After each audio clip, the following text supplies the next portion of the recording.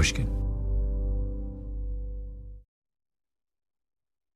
On the fifth day in the trial of U.S. v. Curry, right after the defense left the fundraiser for the Georgetown University Athletic Department in small pieces on the floor of the courtroom, the attorneys for Eamon Curry asked the judge for a sidebar. They wanted to call a witness, a surprise witness, who the defense team had somehow persuaded to make an appearance. "She's in the bathroom," Howard Shrebnick told the judge. "I just wanted to let you know. They just whispered to me that she's coming. I didn't want you to..." His voice trailed off. The prosecutors in the case from the U.S. Attorney's Office were there in the sidebar too, standing right beside Shrebnick. And it is safe to say this sudden revelation came as a shock to them. They weren't expecting this particular witness to show up. They were counting on her not showing up. And now she was here? In the bathroom? Fuck! Then Howard says, "And we're going to propose to introduce text messages that she wrote back in May of 2015. Text messages? Fuck!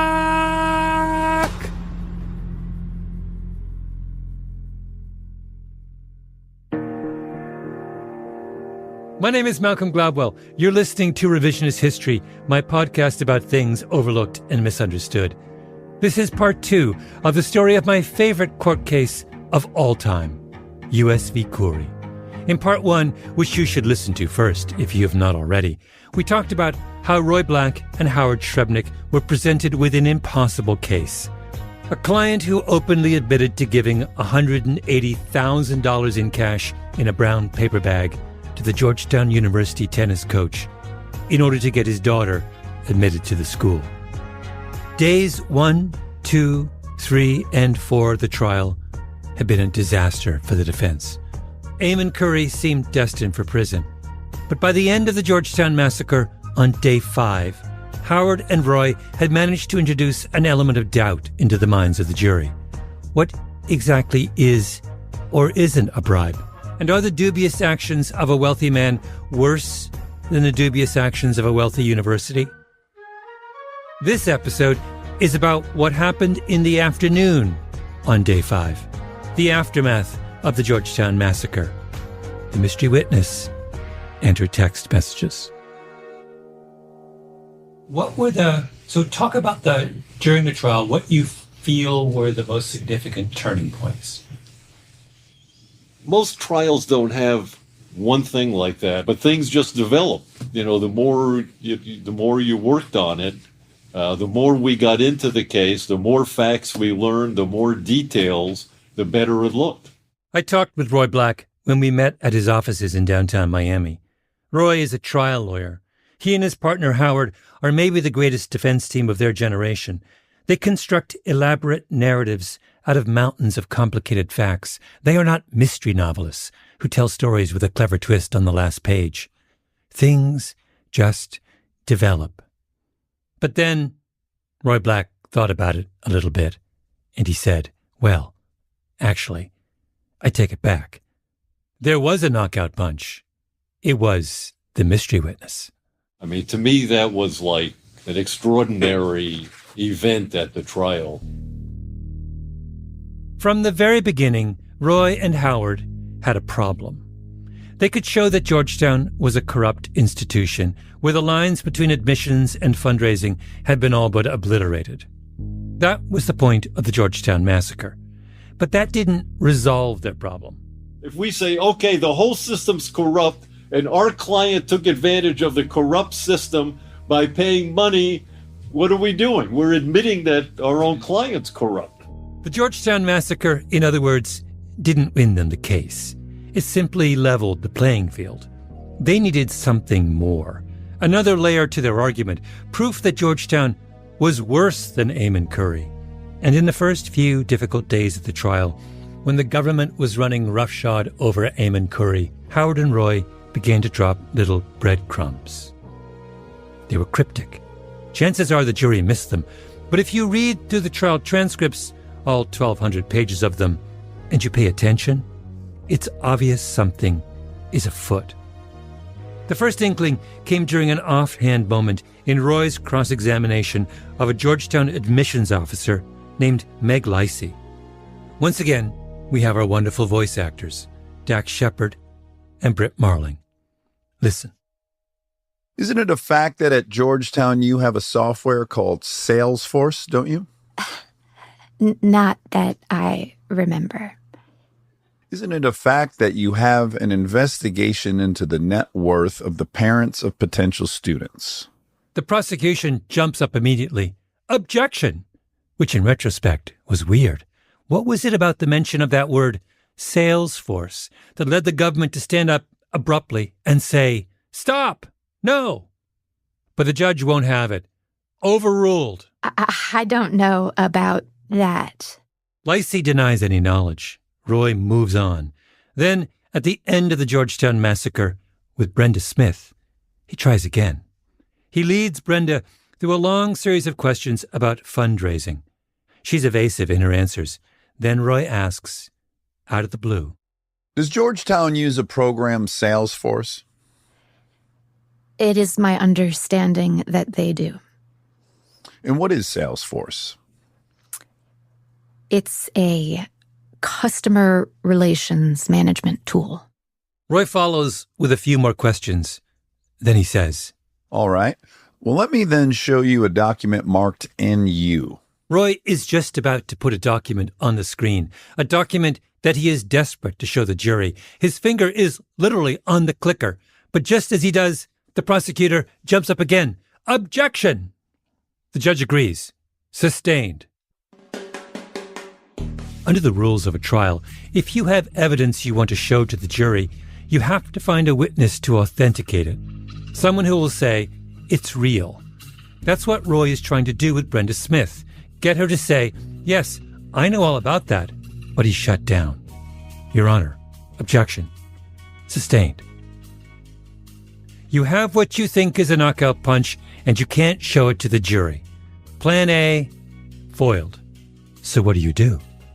You go to Plan B, the mystery witness, and the text messages. A little bombshell dropped in the middle of the sidebar. Your Honor, we call Catherine Curry. There had never been any indication during the first few days of U.S. v. Curry that the person at the heart of the case, the person on whose behalf Eamon Curry had paid $180,000 in cash to the coach of the Georgetown tennis team, would show up. The government's lead prosecutor made this clear in his opening statement. He told the jury, "We're not here because of the defendant's daughter. You're going to hear about her grades and her test scores, the fact that she wasn't very good at tennis. But to be clear, we're not here because of Catherine. We are here talking about Catherine because of the crimes the defendant committed outside of her formal application process. So during the trial, we're going to ask you to focus on the defendant's actions and his words and those of his co-conspirators."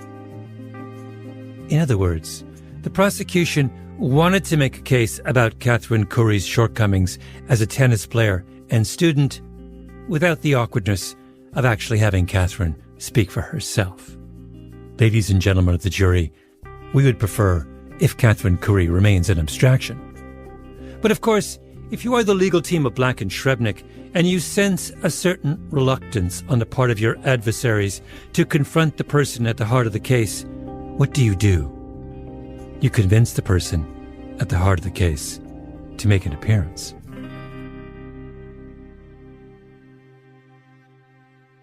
I would say the one thing that stands out that really made a huge difference was the daughter testifying, introducing the text messages with her father. I mean, to me, that was like an extraordinary event at the trial. And I thought it was really a great part of the case. Why is that? Explain to me why you think that testimony would have been so powerful for the jury. A couple of reasons. Number one, she in terms of poise and speaking. She had such authenticity about her. I know that authenticity is like a cliche these days, but she came across very well as a witness, number one. Number two, the government, amazingly, never changed, after her testimony, never changed their theory of the case. Ah, yes. The theory of the case. The explanation given for the nature of the crime. The government laid out their plan of attack with their very first witness, Timothy Donovan. Remember him from the boozy dinner at the Capitol Grill? He played on the Brown tennis team way back when with Eamon Curry and Gordy Ernst. He ran, and still runs, by the way, an outfit called Donovan Tennis Strategies, whose goal, according to its website, is to help parents with, quote, successfully navigating the college recruiting process, end quote. Donovan helps tennis players avail themselves of the back door that elite colleges reserve for tennis players. In the Curry case, that meant he was the bagman who picked up the money from Eamon Curry, got $20K for himself, and delivered the brown paper bag to Gordy Ernst's wife. The government gave immunity to Timothy Donovan, and Donovan in return provided them with their theory of the case. Listen to this excerpt from Donovan's testimony on day 2 of the trial. He's being questioned by one of the prosecutors. Did there come a time when you discussed with the defendant whether Catherine would in fact play on the Georgetown tennis team? Yes. What did you discuss about that? He said that she didn't have any plans to play, and that, as a matter of fact, that, her old shoulder injury would kick in and she'd be unable to play for that reason.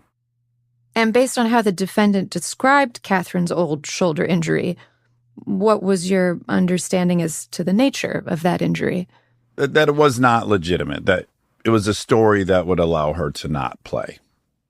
The prosecution painted a picture of a conspiracy. Gordy Ernst, Timothy Donovan, and Eamon Curry conspiring to deceive Georgetown into thinking they were getting a real tennis player. And what's more, Eamon Curry and his daughter Catherine conspiring to fake an injury so she would never have to reveal how unworthy she actually was of playing tennis at Georgetown University. So when the daughter gets to the school as a tennis admission, she then doesn't play tennis. This is Jackie Perchek, one of the Black Shrebnick partners who worked on the case. She doesn't go to practice and never practices with the team and never plays tennis. And so the government fed off of that to come up with this theory that she knew all along that this was a paid-for admission, because otherwise she would have shown up to play tennis. This was the theory on which the prosecution based its case, and it came gift-wrapped and tied with a bow from Timothy Donovan. Why would they advance a theory about the daughter having never spoken to the daughter? Because they had the fact that she never, as Jackie just said, she never went to play tennis. So they just assumed. See, what I think would happen with the case is that, remember, they have a slam dunk all along, 55 or 56 cases, how many? They didn't think that this was going to be a problem at all. They thought the client was going to plead guilty to begin with, and then he didn't. Then I guess they got ready for trial. I don't think they took it that serious. I don't think they took it that serious. On some unconscious level, I think Howard and Roy were offended by this. It was a slight. People from Miami take particular umbrage at the condescension of fancy lawyers from Boston with their highfalutin manner and Ivy League pedigrees. Thus, the dramatic sidebar, when the stiletto that they had brandished during the Georgetown massacre was inserted a little deeper. We have Catherine Curry, the person you didn't think belonged here, and we have her text messages, which you somehow didn't think were going to be an issue. Then, a long pause when the news registers with the prosecution, a sharp intake of breath, and a silent scream that echoes across the courtroom. Fuck!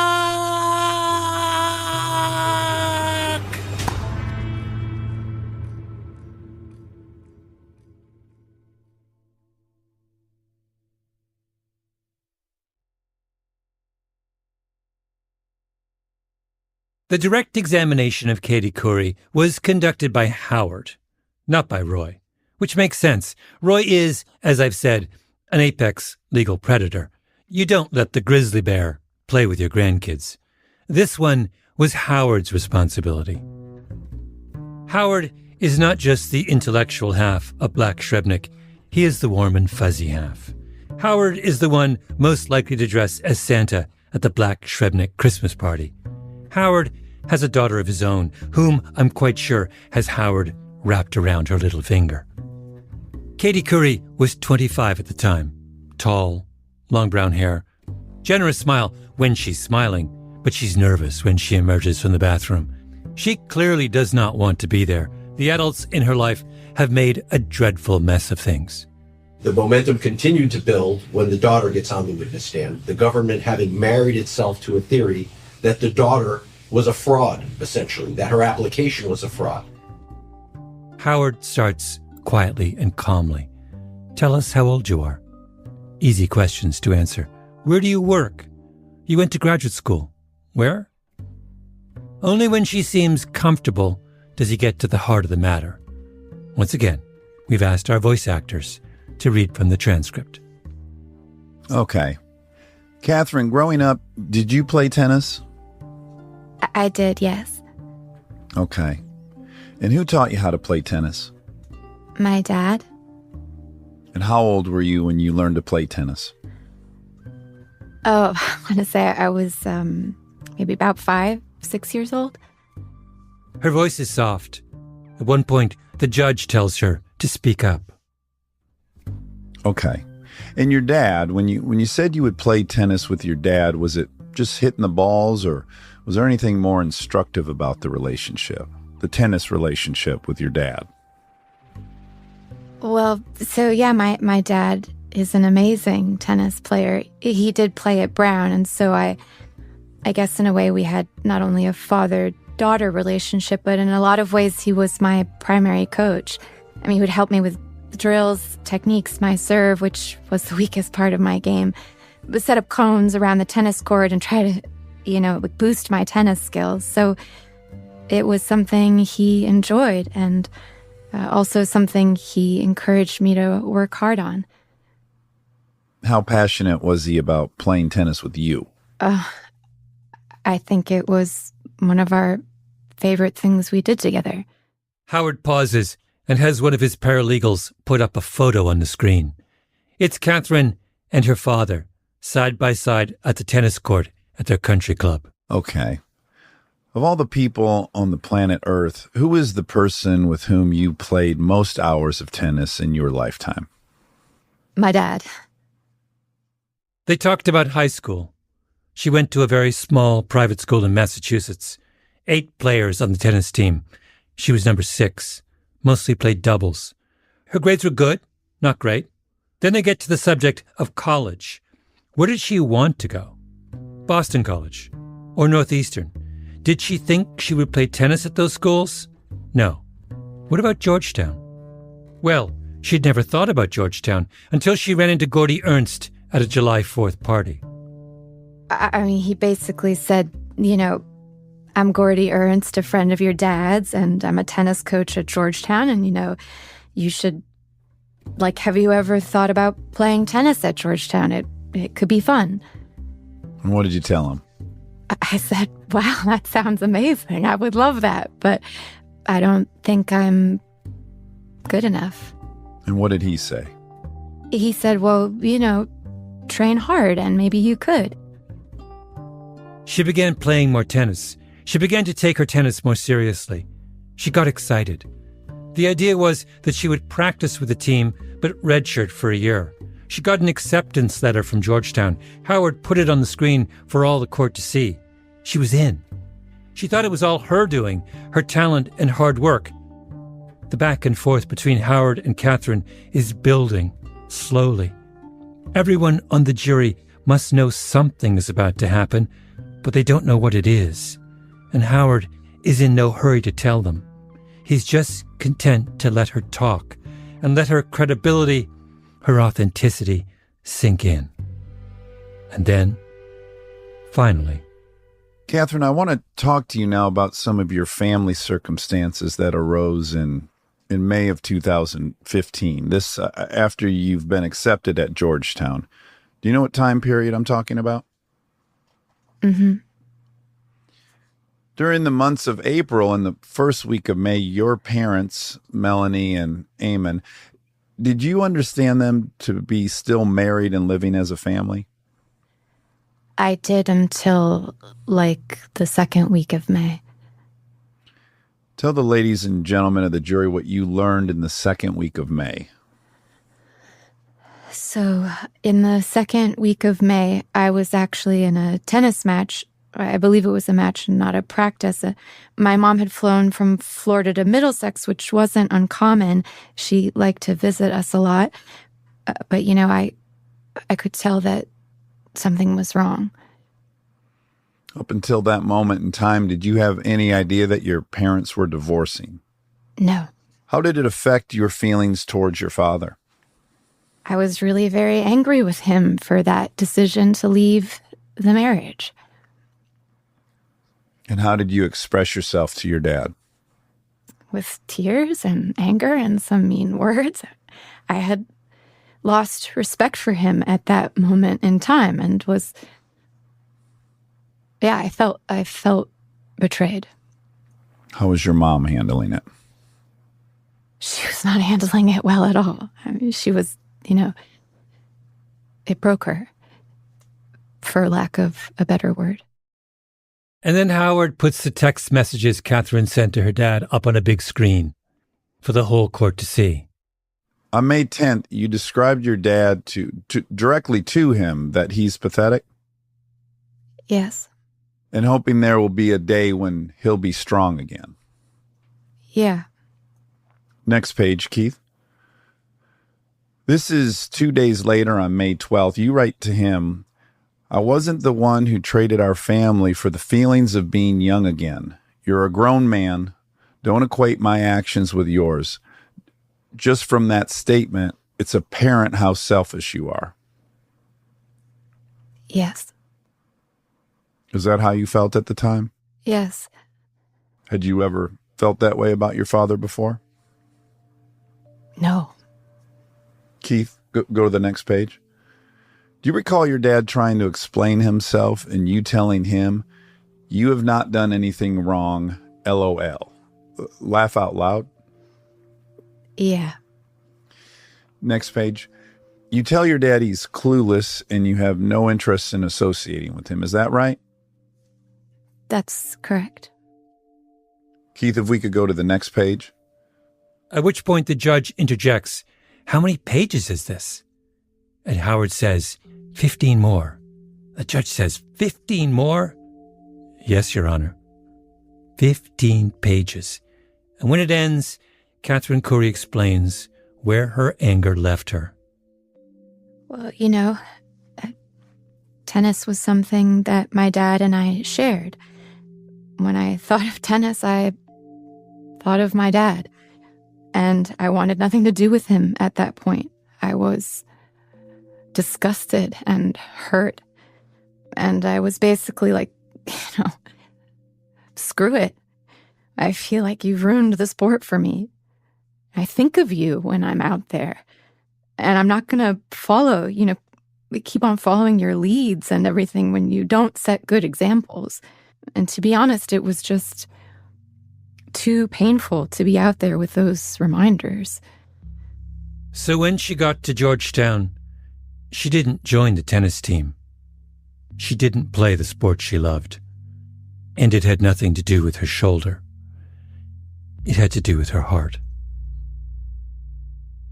When was the last time you played competitive tennis? May, right before. And have you ever since played tennis? Not really. Maybe one day. I want to love the sport again. I don't want to just... I used to love it. And, one day when hopefully we've found peace and a stable, familial unit, I will be able to be at peace with, playing the sport that reminds me of my dad, that does hold so many good memories again. The lawyers for the U.S. Attorney's Office called Katie Curry a mediocre tennis player when Georgetown's specialty was mediocre tennis players. They said she got into Georgetown because her dad was rich, but recruiting rich kids for the Georgetown tennis team was what Georgetown did as a matter of course. And then they threw her under the bus a third time. They said that she had been involved in a conspiracy with her father to fake an injury, and that just wasn't true. Back at the top of episode 1, I said that I asked the U.S. Attorney's Office to talk to me about the Curry case, and they refused. Now I know why. Because they went home and tried to wash their hands, and the stink wouldn't come off. Closing arguments in the case of U.S. v. Curry came the next day. Roy did the honors for the defense. I came up with this walking over to the courthouse because I was trying to figure out how to make these text messages as dramatic as possible. And it doesn't come across in the transcript. But what I did is I picked up the exhibits and I walked over to the defense table and stood in front of Corey and read every one of those text messages, looking him in the eye.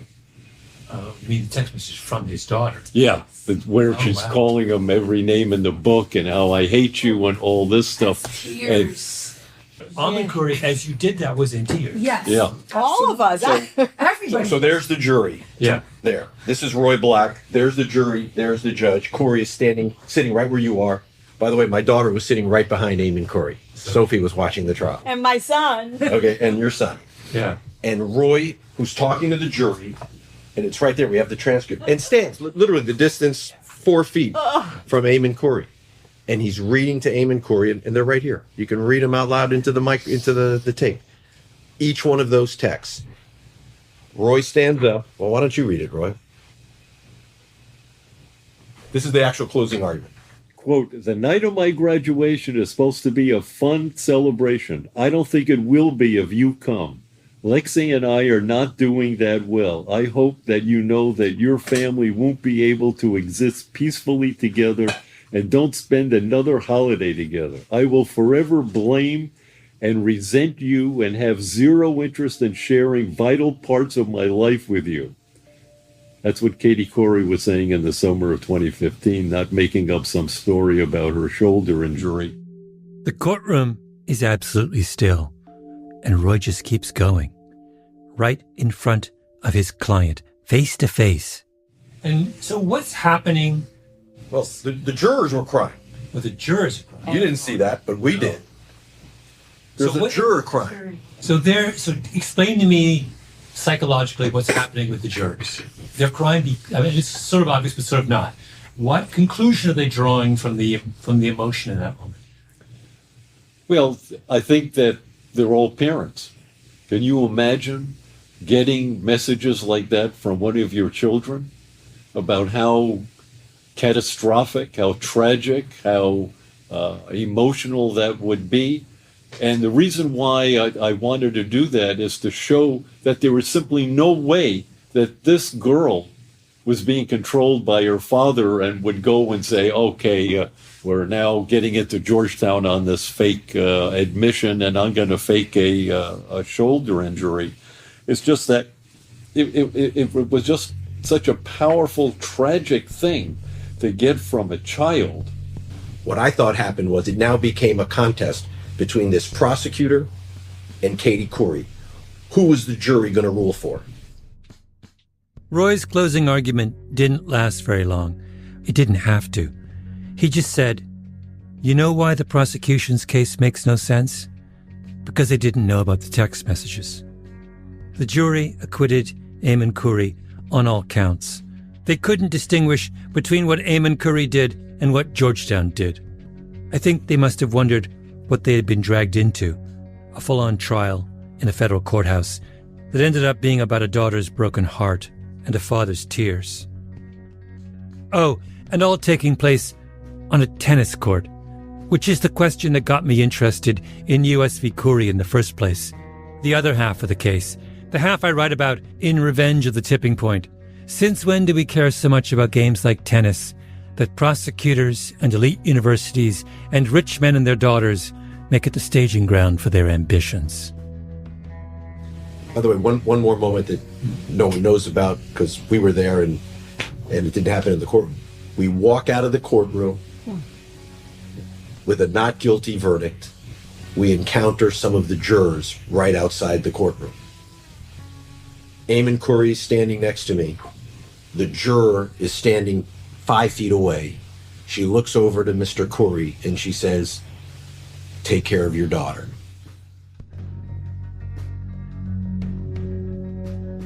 Revisionist History is produced... Wait, we're not done. What about the mysterious Salesforce document? The document Roy kept trying to get Georgetown witnesses to say, yes, it exists, or yes, it's real. What was it? Yeah, Salesforce. They kept a database of what people are worth, and they had like targets. So if this person is worth this amount of money, my target is to get them to donate this amount. And they would keep track of contact with the family and what they're going to ask for. And they kept this in a database, internally in a Salesforce database at the school for each parent.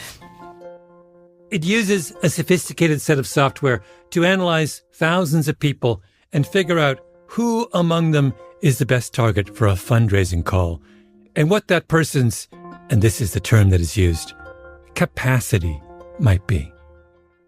It looks at patterns. Families that have given a lot tend to be those who will continue to give a lot. Then there's a question of the individual's ties to the institution. Do they have a child at school there? That helps a lot. Or if they are an alum, what did they do while on campus? Turns out a connection to athletics is a top indicator for future giving. Needless to say, this kind of algorithm would really like Eamon Curry. After Catherine was admitted, before she had even set foot on campus, the admissions officer who handled her application sent an email to someone in the development office. Are you able to give me giving for Eamon Curry? Meaning, can we run him through the algorithm? And they do, and put it all in an internal document. Why was Georgetown so reluctant to admit to the existence of the mysterious Salesforce capacity report? Because their capacity estimate for the Curry family was, shall we say, awkward. $1 to $5 million. When the so-called victim, Georgetown, is lining up the so-called perpetrator for $1 to $5 million, the victim doesn't really look like a victim anymore, do they? It looks more like they're in on the grift. So yeah, nobody would agree to it. So we mentioned it to the jury. The jury knew it existed, but never got to see it. Yeah. But wait, so for you did you have the document? Yes, we have the document. Then after the trial, there's the not guilty verdict, and that night or the next day, the New York Times or somebody calls Roy for a comment, and Roy comments on the trial, and in part the comment was there was this Salesforce document and the target for the Currys was $1 to $5 million. And now Georgetown, who during the trial is saying, I don't know what document you're talking about, and no witness will own up to the document, and no witness is prepared to testify about it. After Roy makes the comment, the lawyers for Georgetown send an email saying, hey, why are you talking about our Salesforce document? There's a confidentiality order in the case, and you're not supposed to be talking about our documents. And Roy writes back. Because they would never admit it. Right? So at the trial, nobody's owning the document. After the trial, they're all upset that Roy's talking about their document. Roy writes back, I mentioned it in opening, and can I? And he writes back to the group in capital letters, sore loser, to the Georgetown lawyer. Oh my God, when we all got that email, I was like banging the desk. That's Howard. It was awesome. U.S. v. Curry. best trial ever. Or maybe second best trial ever, because there was another federal case that I fell in love with while writing my book, Revenge at the Tipping Point. It's the basis for the chapter entitled The Trouble with Miami. U.S. v. S. Forms, involving a shadowy nursing home operator from Miami Beach who looked like Paul Newman, drove around town in a $1.6 million Ferrari, dated supermodels, and, in a weird coincidence, was so obsessed with getting his diminutive son onto the University of Penn basketball team that he gave large amounts of cash in a gym bag to the Penn basketball coach. Who represented that shadowy Paul Newman lookalike in a Ferrari handing out bags of cash to Ivy League coaches? 10 guesses.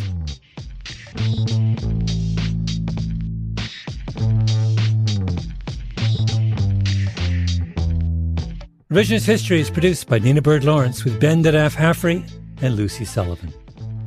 Our editor is Karen Shakurji, fact-checking by Sam Russick. Original scoring by Luis Guerra, mastering by Echo Mountain, engineering by Sarah Bruguera and Nina Bird Lawrence. Production support from Luke Lamond. Voice acting by Dax Shepard and Britt Marling. Thank you, guys. Our executive producer is the incomparable Jacob Smith. Special thanks to Sarah Nix. I'm Malcolm Gladwell.